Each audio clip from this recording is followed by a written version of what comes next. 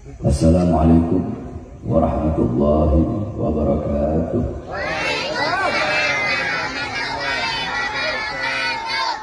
Alhamdulillahil ahad, wassalatu wassalam ala man fis sama ismuhu Ahmad wa fil ardi ismuhu Muhammad wa ala alihi wa sahbihi wa ba'd.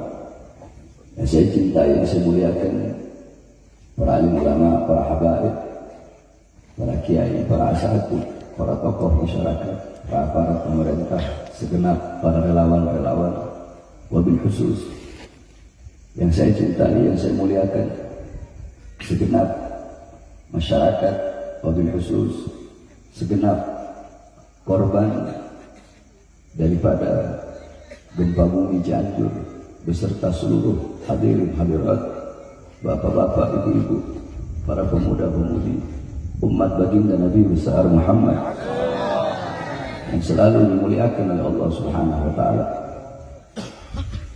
Alhamdulillah, tidak direncanakan, akan tetapi Allah Subhanahu wa taala lah yang menggerakkan hati kami, sehingga hati tersebut menggerakkan langkahan kaki kami dari pondok pesantren kami menuju ke tempat ini.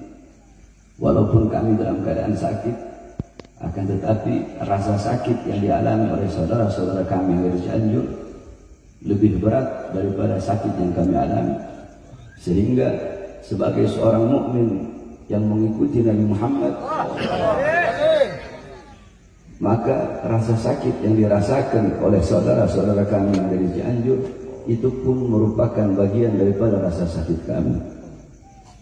Sebagaimana dijelaskan oleh Rasulullah SAW dalam hadis, Rasulullah bersabda, "Mathalul mu'min mathalul jasad, idza ishtaka minhu 'udwun tada'a sa'irul jasad bis-sahri wal humma."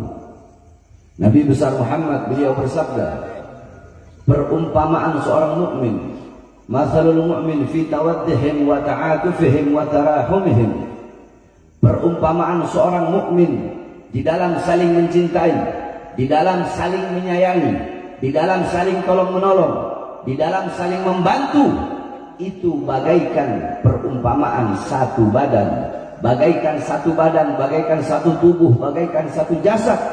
Apabila ada sebagian daripada anggota tubuh, anggota badan yang merasakan sakit, maka seluruh anggota tubuhnya akan merasakan sakit. Seluruh anggota tubuhnya akan merasakan demam. Apabila kelingking kita sakit, tidak mungkin hanya kelingking itu saja yang sakit. Seluruh dari ujung rambut sampai ujung kaki akan merasakan rasa sakit yang diderita oleh kelingking tersebut. Begitulah perumpamaan seorang mukmin, yakni rasa sakit yang dialami oleh saudara-saudara semua yang ada di Cianjur ini. Rasa sakit kalian adalah rasa sakit kami. Penderitaan yang kalian alami adalah penderitaan kami. Luka kalian luka kami, duka kalian duka kami, rasa sakit kalian rasa sakit kami, air mata kalian air mata kami, darah kalian yang jatuh yang tumpah itu adalah darah kami yang jatuh dan tumpah. Saudara-saudara yang kehilangan harta benda sama seperti kami kehilangan harta benda kami. Saudara-saudara di sini yang kehilangan anak-anak yang menjadi yatim, yang kehilangan orang tuanya, orang tua yang kehilangan anaknya, sama seperti kami kehilangan anak-anak kami dan kehilangan orang tua kami. Istri-istri yang menjadi janda yang kehilangan suaminya, suami-suami yang kehilangan istrinya, sama seperti kami kehilangan istri-istri kami dan kehilangan suami-suami kami. Sudah seperti itulah seharusnya seorang mukmin di dalam saling mencintai, menyayangi. Apabila ada seorang mukmin, apabila ada seorang muslim yang tidak merasakan sakit, apabila ada saudaranya yang ditimpa kesakitan, ditimpa penderitaan, ditimpa musibah, ditimpa bencana, dia tidak merasakan rasa sakit yang dirasakan oleh saudara-saudara yang ditimpa musibah dan bencana, maka tidak pantas orang tersebut dikatakan seorang mukmin, saudara-saudara. Oleh karenanya, kedatangan kami kemari yakni semata-mata untuk turut serta merasakan daripada rasa sakit yang saudara-saudara rasakan, untuk secuil menanamkan dalam hati saudara-saudara yakni kesabaran kepada Allah Subhanahu wa taala atas segala bencana dan musibah yang Allah Subhanahu wa taala berikan. Sebagaimana dalam hadis bahwasanya Rasulullah SAW bersabda bahwasanya Allah Subhanahu wa taala yaqul, Allah Subhanahu wa taala berfirman di dalam hadis qudsi, Ibnu Adam, in sabarta wa ihtasabta, sesungguhnya anak Adam, apabila engkau bersabar dan apabila engkau ikhlas atas musibah yang aku berikan, kata Allah dalam hadis qudsi, maka tidak ada pahala yang lebih besar yang aku ridhoi selain sorga bagi orang-orang yang sabar dan ikhlas atas musibah yang Allah Subhanahu wa taala berikan. Di dalam athar diceritakan, di akhirat ada seorang hamba yang akan dimasukkan neraka oleh Allah, mau dimasukkan ke neraka oleh malaikat Zabaniyah.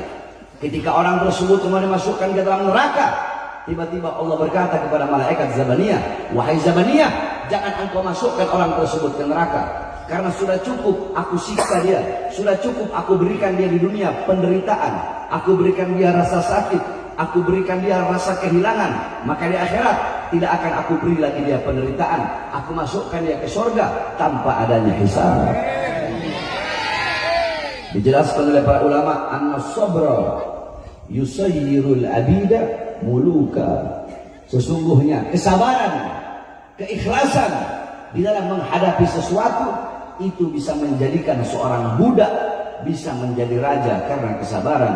Alam tara Yusuf wa Zulaiha, tidak pernahkah engkau melihat, engkau mendengar kisah Nabiullah Yusuf dan Siti Zulaiha, bagaimana kesabaran Nabiullah Yusuf ketika diberi ujian oleh Allah, di penjara selama puluhan tahun, beliau sabar, beliau ikhlas karena kesabaran beliau yang awalnya budak, beliau menjadi raja. Ini adalah awal Allah Subhanahu wa taala mengangkat derajat saudara-saudara semua. Oleh karenanya kita sama-sama duduk pada malam hari ini bersolawat kepada Rasulullah. Semoga dengan berkah solawat Allah angkat segala macam bencana, Allah angkat segala macam musibah, Allah berikan ketabahan.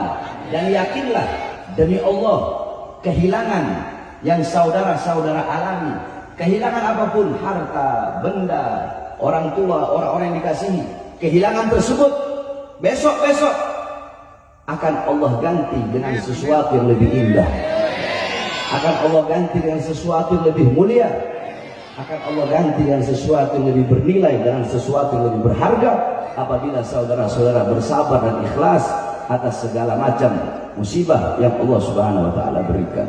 Saudara-saudara, jangankan kita, jangankan saudara-saudara, di zaman Rasulullah SAW itu pun pernah dilanda gempa bumi, yakni di Makkah.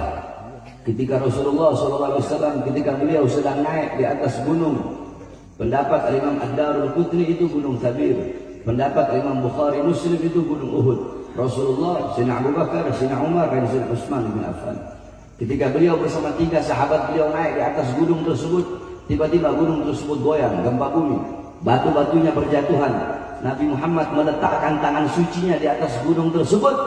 Kemudian Nabi Muhammad berkata, belum saatnya bagimu, belum saatnya bagimu. Ketahuilah, di atas engkau ada seorang Nabi, di atas engkau ada seorang Siddiq, maksudnya Sayyidina Abu Bakar As-Siddiq, di atas engkau ada 2 orang syahid, yaitu Sayyidina Umar dan Sayyidina Utsman bin Affan. Tiba-tiba gunung tersebut berhenti dan mengikuti perintah Nabi Muhammad untuk diam. Seketika itu Nabi Muhammad berkata kepada para sahabat, dosa apa yang telah kalian lakukan? Maksiat apa yang telah kalian lakukan sehingga Allah berikan gempa bumi ini walaupun sesaat? Di zaman Sayyidina Umar bin Abdul Aziz, ketika itu ditimpa zilzal, gempa bumi. Kemudian Sayyidina Umar bin Abdul Aziz mengirimkan surat kepada para gubernur-gubernur, yang isi suratnya, bertobatlah kalian wahai para gubernur, keluarkan harta kalian, sedekahkan di jalan Allah untuk menolak datangnya bala dan bencana dari Allah Subhanahu wa taala. Sayyidina Ka'ab bin Malik radhiyallahu anhu, beliau pernah ditanya pendapatnya tentang zilzal, tentang gempa bumi. Apa jawab beliau? Tidaklah terjadi gempa bumi tersebut melainkan terlalu banyak hamba-hamba yang berbuat dosa, berbuat maksiat, berbuat salah di muka buminya Allah, sehingga bumi saking ketakutan, bumi tersebut berguncang karena takut kepada Allah. Bumi itu gemetar. Orang kalau takut gemetar. Nah, bumi dia gemetar karena takut kepada Allah Subhanahu wa taala. Kenapa? Karena terlalu banyak hamba-hamba yang berbuat dosa di atasnya. Sayyidatuna Aisyah radhiyallahu anha,